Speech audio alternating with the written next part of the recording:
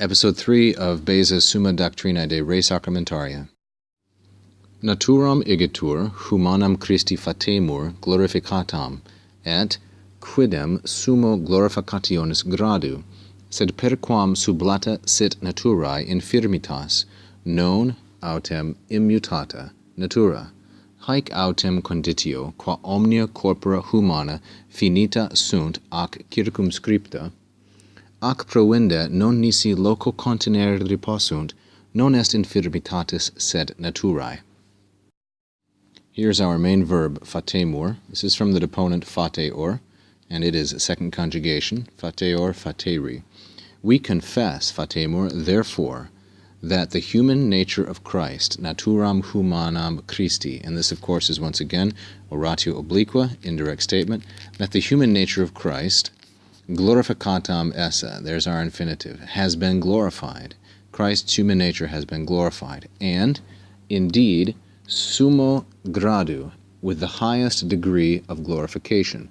Summo and gradu are masculine singular and ablative. Ablative of means by the highest degree of glorification, and glorificationis feminine singular and genitive, by the highest degree of glorification. But it is a glorification, or one through which, and thus the antecedent of this relative pronoun quam is glorificationis. They agree in gender and number. But one through which the infirmitas naturae, the weakness of his nature, infirmitas naturae, was taken away, sublata sit. Sublata sit is a third singular, perfect, subjunctive, passive, and it is from the verb tolo. Third conjugation, tolera, sustuli, and the fourth principal part, obviously, sublatus, to take away or to remove. But it is one through which the weakness or infirmitas of his nature was removed. But, he continues, autem, the nature was not immutata, non immutata. Now this is a little bit perplexing because the verb immuto, immutare, means to change. But quite often the adjective immutatus, when this can be an inseparable negative prefix, immutatus aum, can mean unchanged. So it's a question whether Beza intends immutatus or the fourth principal part of immuto, immutare. Now, of course, the fourth principal part of immuto, immutare is also immutatus.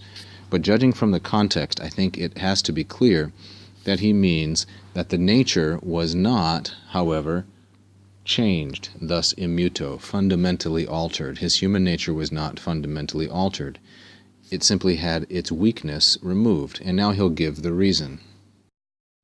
Moreover, autem, that condition, haec conditio, by which all human bodies, there's the subject in the neuter plural and nominative, all human bodies are limited, finita sunt, and circumscribed, and for that reason, it's parenthetical here, and for that reason, ac proende, are not able to be, except in a particular location, are not able to subsist, perhaps for contenere.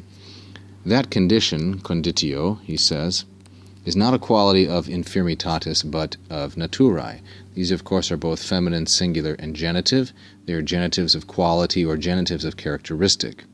In other words, the human body of Christ, that it is circumscribed and limited in time and space, he says, this is his argument, that is a mark not of weakness, but one of nature. And so those things were not removed at the time of his glorification.